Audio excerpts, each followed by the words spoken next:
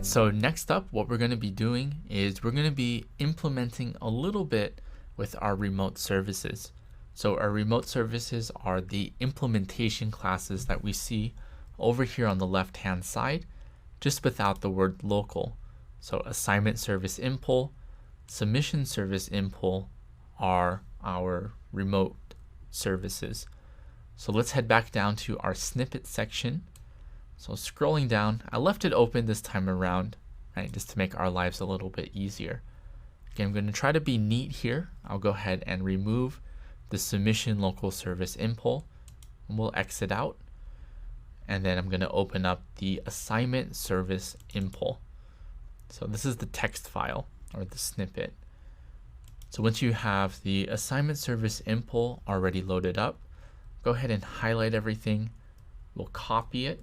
I like to use Control-C, and then we're going to head back up, and we're going to be selecting that assignment service impl. Once you're inside of assignment service impl, go ahead and highlight everything, remove or delete what's highlighted, and then paste the snippet. Luckily for us, this time around, we're not going to be doing anything, no sort of coding here, so very good. So again, the remote services are typically used for permission checking. You can think of it as a wrapper or a facade over the actual local services. So you'll see here, for example, here on line 50, 58, and so on, that the add assignment at the remote service in reality is just calling the local service API. We have a couple comments here just letting us know that we're going to be implementing permission check here a little bit later.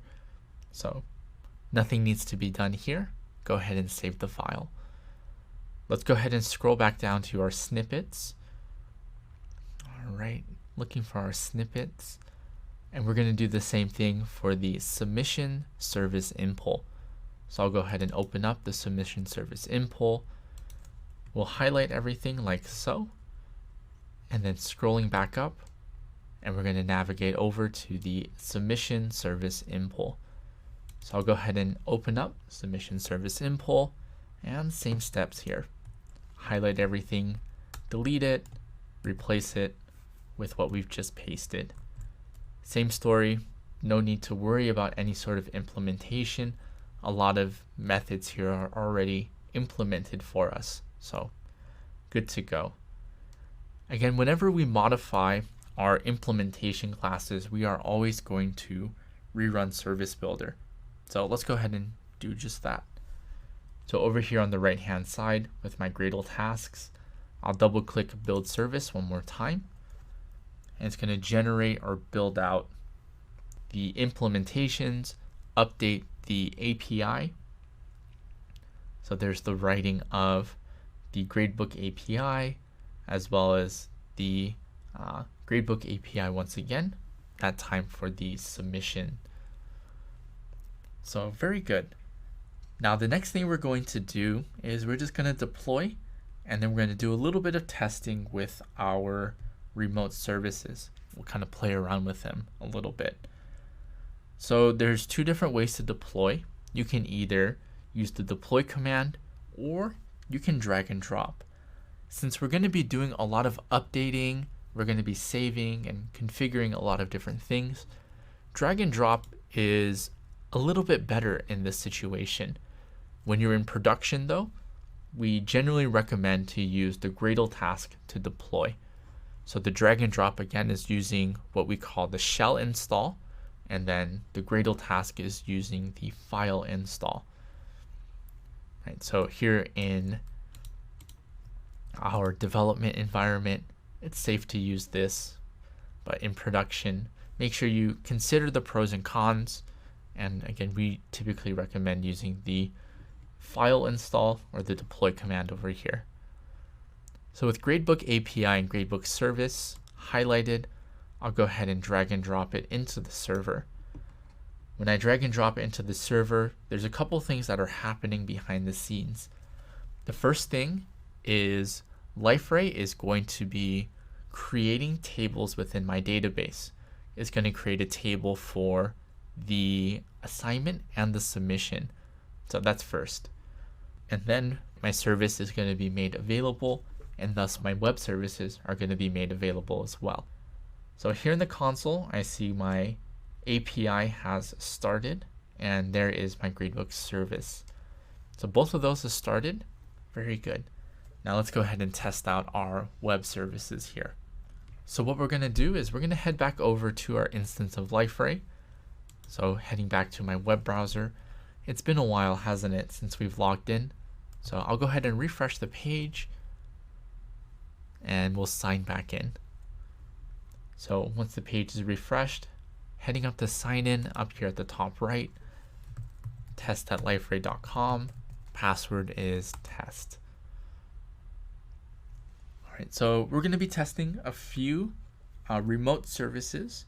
So we're going to be grabbing the site ID for our current site. So to do that, let's head over to the menu, or the product menu, and then we're going to head down here to configuration.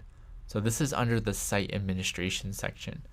So menu, site administration, and then configuration. From configuration, we'll then select site settings. It takes a little bit to load here. And then we're going to copy the site ID. Yours might be different than mine.